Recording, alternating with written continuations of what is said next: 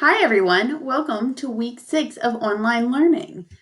This past week was a little bit of a doozy for me. I'm not going to lie. Not only have I been trying to do everything with broken glasses, which is really difficult to do because it's messing with my periphery, Jake had a little bit of a medical issue at the very end of last weekend. He had a seizure Sunday night, which resulted in a super high fever all day Monday.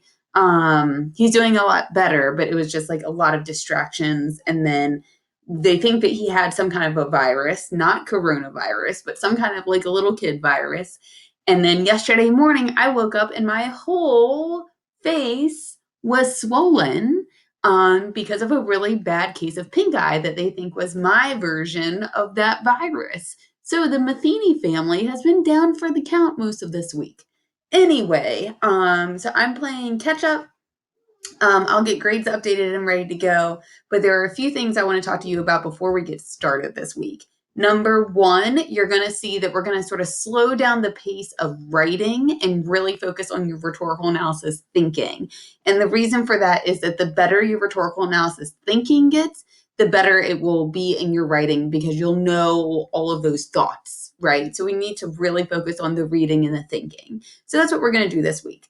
The other thing you're going to notice is that we're going to jump into discussion boards and we're going to look at a different kind of writing. So a few weeks ago, we looked at speeches. Last week, we looked at Benjamin Banneker writing a personal letter to Thomas Jefferson. And this week, we're actually going to focus on commencement speeches or eulogies and how when you're addressing an audience with this common ground, but you may not know them personally, what do you say and how do you navigate that? So we're going to focus on those, that kind of work. And then you get to choose which speech you want to really focus on this week. You have two options.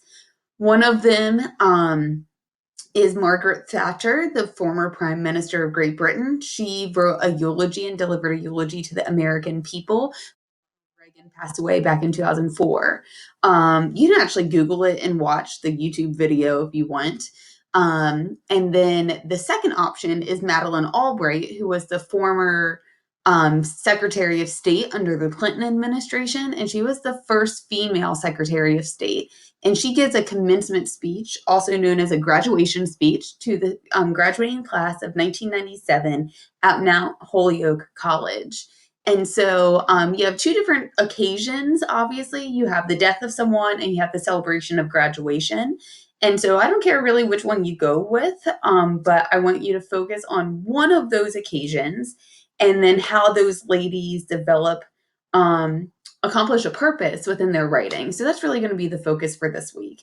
There is some really important information posted under the Friday column as far as a demo site for you to practice the online platform for AP testing.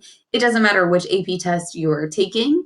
I highly encourage you spend quite a bit of time on this demo test site because it's going to give you sample questions for any AP test you're taking so you can log in multiple times. It's going to ask you as soon as you get to that website to put in like your AP ID number. It's just practice. So like I put in E Matheny and it let me in. So like it doesn't matter what you put in there. But the idea is to help you practice the online site, answer a few questions to get your comfort level up as far as am I going to type in the database or like the platform, or am I going to do this in a Google Doc and then copy and paste, or am I going to handwrite it and upload it? The more I learn about the AP test site and the functionality of multiple devices, the more I think you should probably just type it. That's not ideal.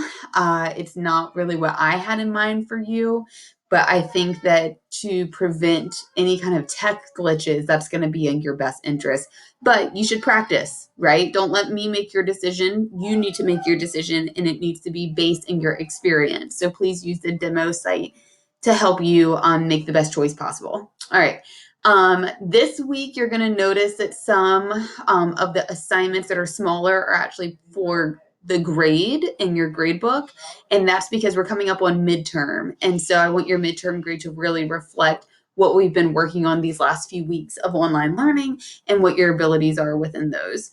skills. So if you have any questions about your midterm grade, I believe at the end of Friday, that's when midterm grades are due. So if you have any questions about your midterm grade, feel free to reach out to me, of course. If you have any questions as you go through the material this week, message me, email me, or if you just want to say hi and be like, can we just talk? That's fine too. I would love to chat with you through message or however works for you and just sort of like get to know what you're doing with all of this time. Anyway, take care. I hope you and your families are well. I, of course, miss you very much. I wish this was IRL. But that's all. Have a good week.